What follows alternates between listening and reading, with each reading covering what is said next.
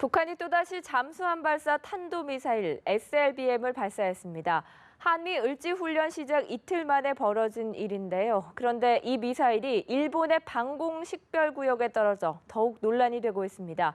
경기대 정치전문대학원 강석승 교수, 세계북한연구센터의 안찬일 소장과 함께 자세히 분석해보겠습니다. 어서 오세요. 안녕하십니까.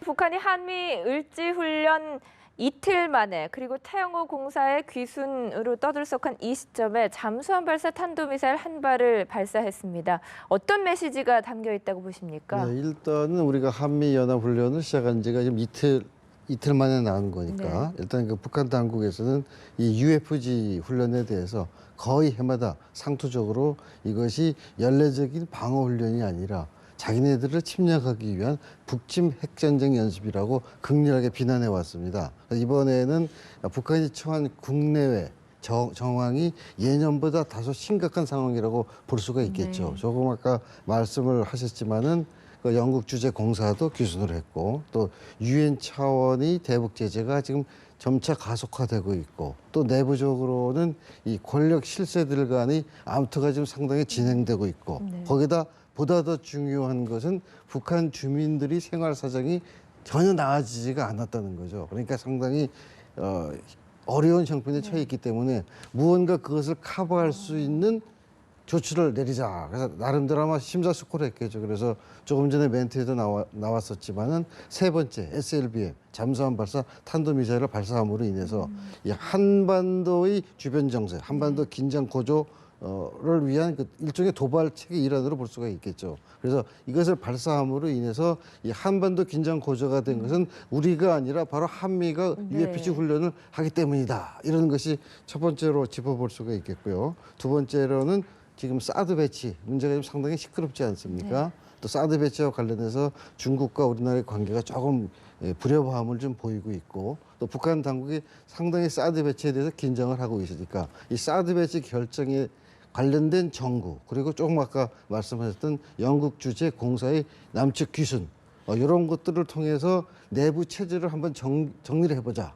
그러니까 체제 결속을 위한 수단으로서 우리가 비록 여러 면에서는 좀 뒤져 있다고 보이지만 이렇게 강력한 무기를 갖고 있다 하는 그런 그 위력을 과시하기 위한 조치가 아니겠는가 이렇게 저는 보고 싶습니다. 네, 북한의 노림수를 여러 가지 짚어주셨는데요. 그 SLBM 발사 시점을 보면 지난해 목함지뢰 사건으로 이뤄졌던 8.25 합의 1년을 앞두고 하루 앞두고 이뤄졌습니다. 또 북한의 선군절이 8월 25일이라고 하는데요. 날짜에도 어떤 메시지가 숨어 있을까요? 그렇죠. 이제 말씀하신 어떤 그 프리덤 가디언 훈련도 이제 말하자면 대칭 개념으로 설정했겠지만 지적하신 그 8.25는 이제 선군절이라고 합니다. 북한에서 김정일이 1960년 8월 25일 소위 그 6.25 때 제일 먼저 서울에 입성한 그 105 탱크 여단이 부대를 방문했다. 그래서 이제 그 선군절이다 이렇게 지정을 했고 그때 이제 김정일이 대학도 입학하기 1년 전입니다. 고등학생으로서 이제 아버지 김일성을 따라간 건데 그걸 선군절로 지금 우상화로 써먹고 있는데 또 하나는 이제 지난해 8월 25일 바로 우리 지뢰 도발로 북한이 지뢰 도발로 우리가 이제 확성기 방송 재개하고 하니까 황병서, 김양곤이 판문점에 나와서 제발 좀 확성기 꺼달라 그러면서 8.25 합의가 이루어지지 않았습니까?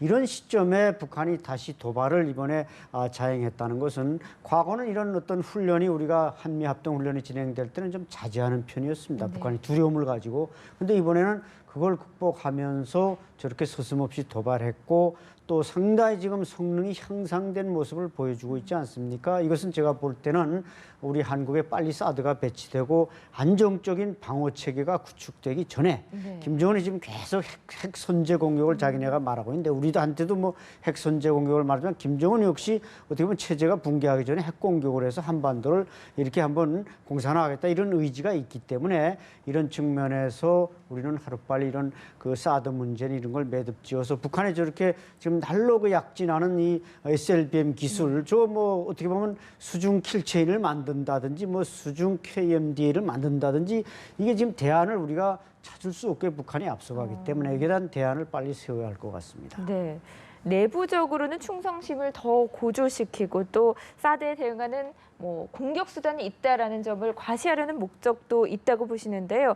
그런데 이 SLBM이 500km 정도를 날아서 일본의 방공식별구역 내에 떨어졌습니다.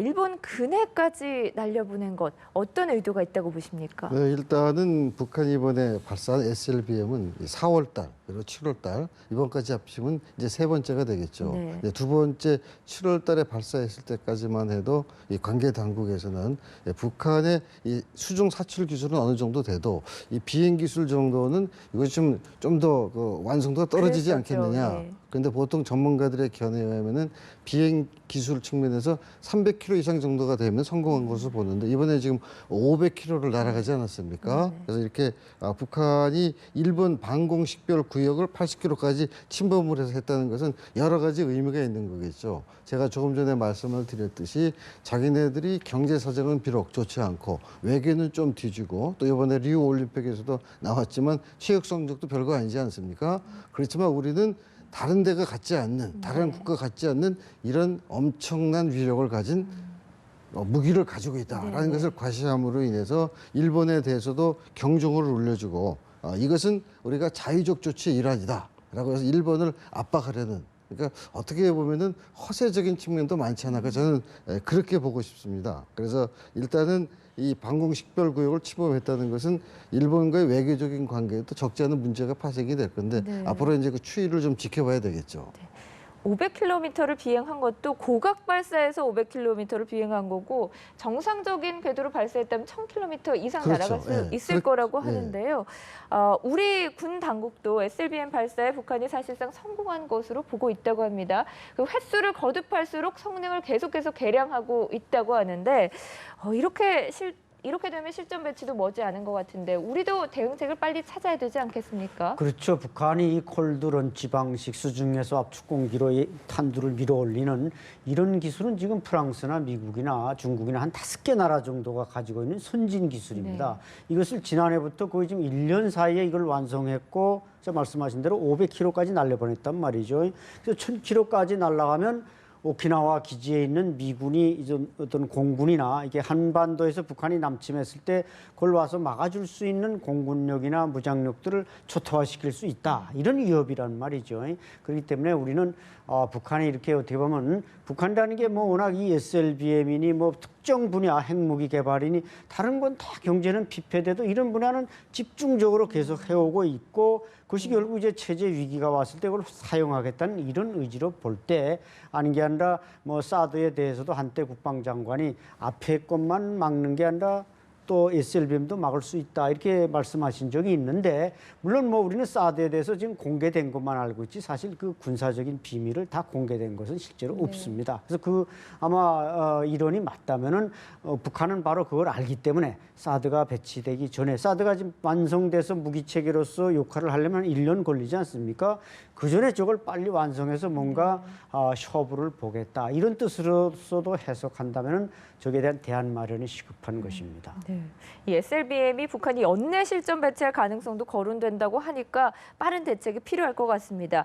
중국도 북한의 SLBM 발사는 바람직하지 않다라는 입장을 밝혔습니다. 그런데 올 들어서 사드 배치 갈등으로 인해서 북한의 미사일 발사에 안보리 차원의 대응을 할 때 중국이 좀 미적지근한 모습을 보이기도 했는데요.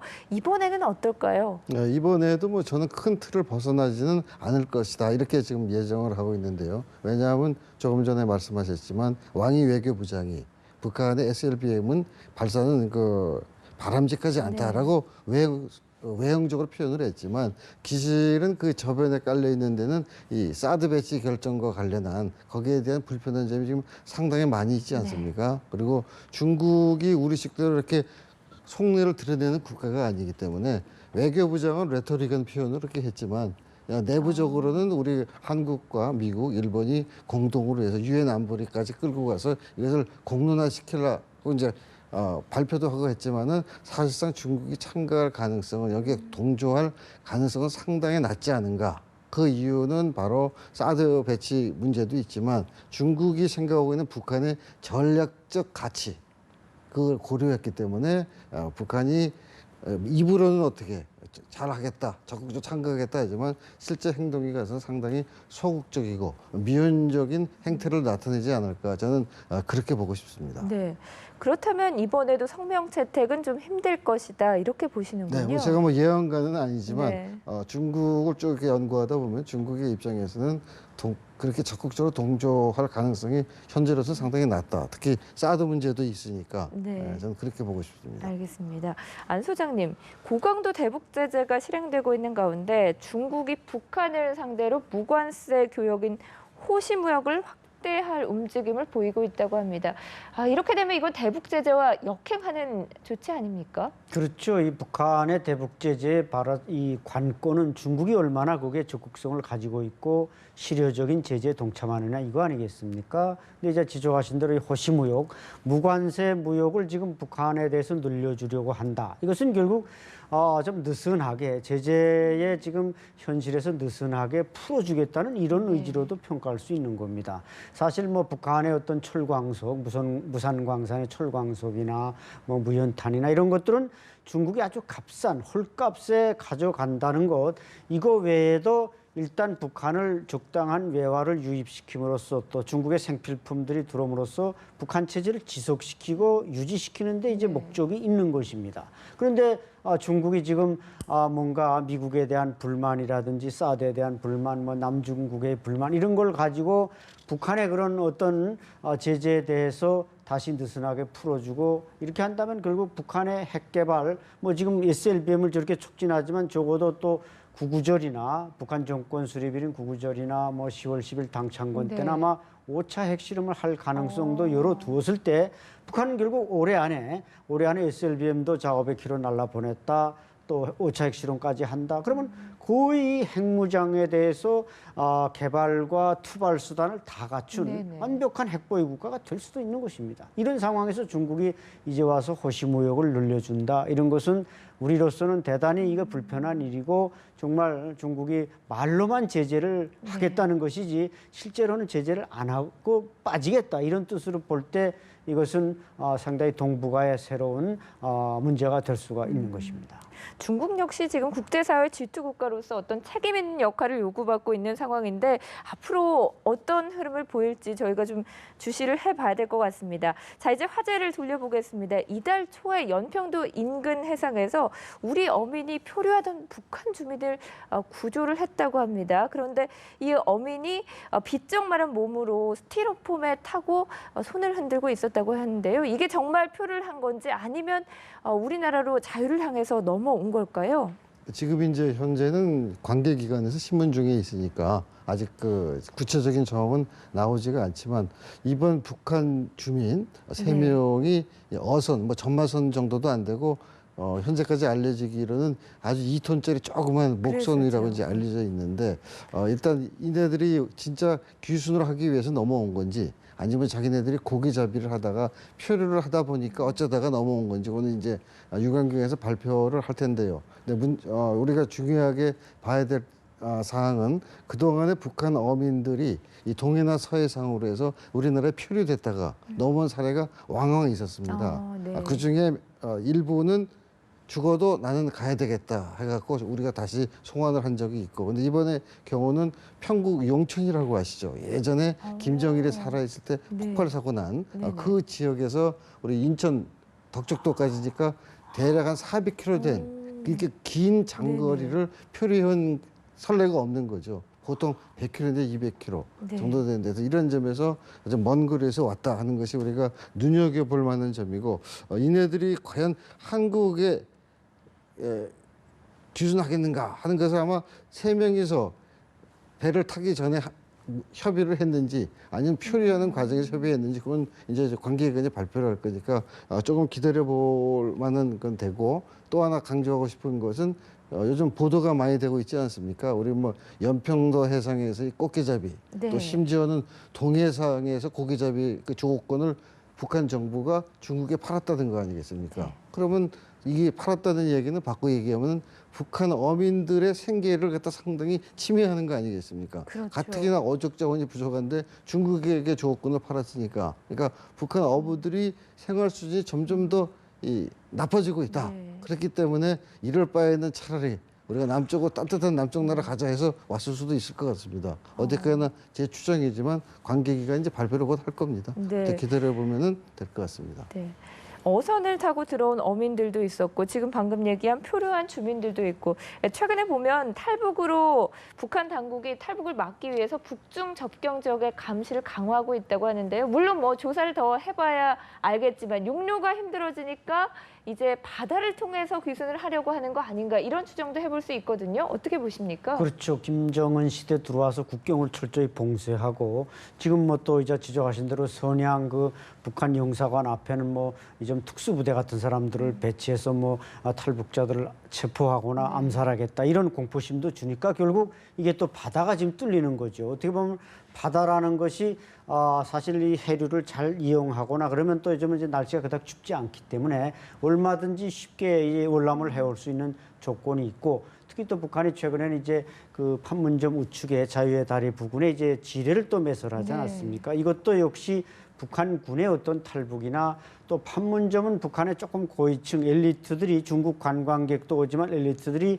특권을 이용해서 들어와서 판문점에 관광하는 경우가 있습니다. 아마 그 사람들이 또 탈북할까 봐 이 태영호 공사처럼 지금 태영호 공사가 탈북하니까 북한이 지금 엘리트 이 말하자면 탈북을 두려워하고 있지 않습니까? 그래서 아마 판문점의 지뢰 매설도 제가 볼 땐 그 판문점을 드나드는 고위 엘리트 사람들이 그냥 지뢰 없다는 것만 알면 그걸로 뛰면 뭐 단 몇 분 만에 우리 측으로 넘으면 그것은 북한이 잡아갈 수도 없고 이런 상황이기 때문에 어쨌든 또 북한 주민들이 지금 태공사의 어떤 탈북이라든지 또 이것이 이제 자꾸 정보 교환이 과거는 안 됐지만 지금은 이제 SNS가 발달돼 있다 보니까 전화 문자나 뭐 이걸 통해서 바로바로 이제 누가 뭐 외교 탈북했대 뭐 이렇게 되면 그것이 이제 다른 사람에게 자기도 이제 탈북하려고 기회를 노리거나 생각했던 사람들이 이번에 하자 이렇게 돼서 이제 결단을 내리고 이런 것들이 지금 탈북 도미노로 나타나고 있지 않나 판단이 됩니다. 네.